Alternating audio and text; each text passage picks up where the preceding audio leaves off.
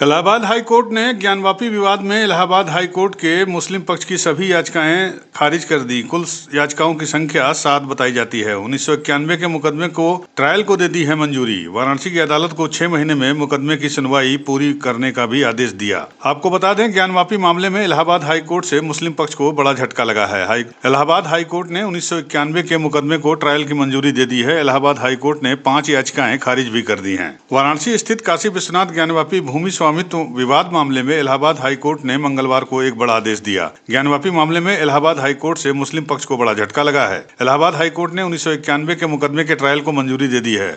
Allahabad high court ने 5 याचिकाएं भी खारिज की हैं। जज जस्टिस रोहित रंजन अग्रवाल की पीठ ने मालिकाना हक विवाद के मुकदमों को चुनौती देने वाली सुन्नी सेंट्रल वक्फ बोर्ड और अंजुमन इंतजामिया मस्जिद कमेटी की याचिकाएं खारिज कर दी।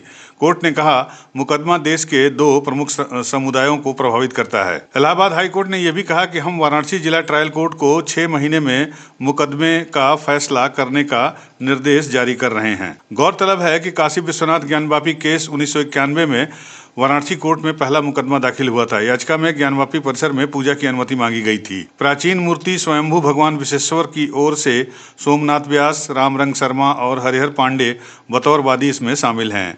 मुकदमा दाखिल होने के कुछ महीने बाद सितंबर 1991 में केंद्र सरकार ने पूजा स्थल कानून बना दिया। इस कानून के मुताबिक 15 अगस्त 1947 से पहले अस्तित्व में आए किसी भी धार्मिक स्थल के पूजा स्थल को दूसरे धर्म के पूजा स्थल में नहीं बदला जा सकता है। अगर कोई भी ऐसा करने की कोशिश करता है तो उसे 1 से 3 साल तक की जेल और जुर्माना दोनों हो सकता है। अयोध्या का मामला उस वक्त कोर्ट में था, इसलिए उसे इस कानून से अलग रखा गया था, लेकिन ज्ञानवापी मामले में इसी कानून का हवाला देकर इंतजामिया मस्जिद कमेटी ने याचिका दाखिल करके हाई कोर्ट में चुनौती दी थी।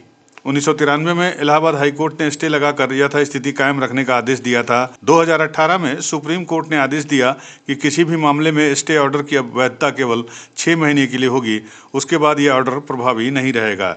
इसी आदेश के बाद 2019 में वाराणसी कोर्ट में फिर से इस मामले की सुनवाई शुरू हुई। 2021 में वाराणसी की सिविल जज senior division fast track court से ज्ञानवापी मस्जिद के पुरातात्विक सर्वेक्षण की मंजूरी भी दी गई। आदेश में एक कमीशन भी नियुक्त किया गया और इस कमीशन को 6 और 7 मई को दोनों पक्षों मौजूदगी में श्रृंगार गौरी के वीडियोग्राफी करने के आदेश दिए गए। 10 मई तक अदालत ने इसे लेकर पूरी जानकारी मांगी थी। 6 मई को पहले दिन का सर्वे हो पाया था, लेकिन 7 मई को मुस्लिम पक्ष ने इसका विरोध शुरू कर दिया। मामला एक बार फिर कोर्ट पहुंचा। 12 मई को मुस्लिम पक्ष की याचिका पर सुनवाई हुई।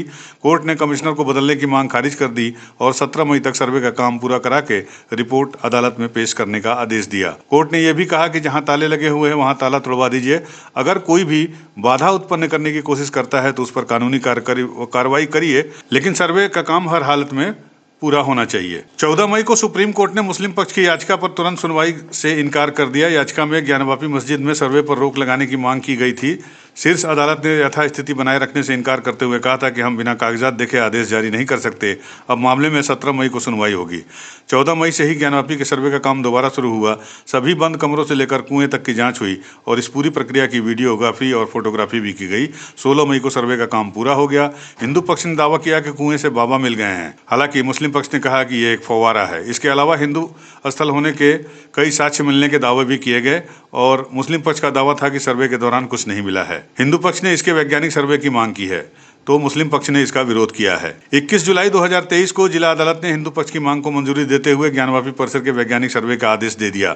इसके बाद ये मामला सुप्रीम कोर्ट पहुंचा, जहां कोर्ट ने हाई कोर्ट जाने के लिए कहा और इस मामले में 3 अगस्त 2023 को इलाहाबाद हाई कोर्ट ने ज्ञानवापी मस्जिद परिसर का सर्वेक्षण करने की अनुमति दे दी थी। तो कुल मिलाकर इलाहाबाद हाई कोर्ट का ये निर्देश मुस्लिम पक्ष के लिए एक झटका है। सुनिए वकील क्या कह रहे हैं। देखिए, मुस्लिम पक्ष केवल हठवादिता पर है और कुछ भी नहीं है।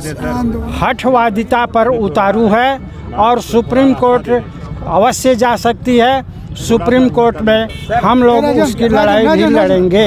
माननीय उच्च न्यायालय ने आज जो मुस्लिम पक्ष के द्वारा 5 रिट याचिकाएं दाखिल की गई थी, उन सबको निरस्त कर दिया गया और जो लोअर कोर्ट का आदेश पारित किया गया है उसको एफर्म कर दिया गया। कोर्ट के द्वारा यह कहा गया है कि यह जो वाद संख्या 610 सन 1991 है, वह section 4 places of worship special provision act 1991 से बाधित नहीं है और यह सूट चलेगा क्योंकि 15 अगस्त 1947 को 15 अगस्त 1947 को जो यह निर्णय करना है कि मौके की धार्मिक स्थिति मंदिर की थी या मस्जिद की थी, इसके लिए माननीय उच्च न्यायालय ने यह आज कहा है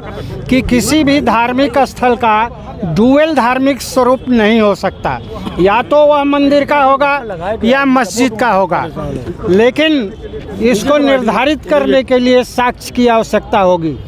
और लोअर कोर्ट को डायरेक्ट किया कि इस पर साक्ष्य लें कि 15 अगस्त 1947 को उसकी धार्मिक स्थिति क्या थी।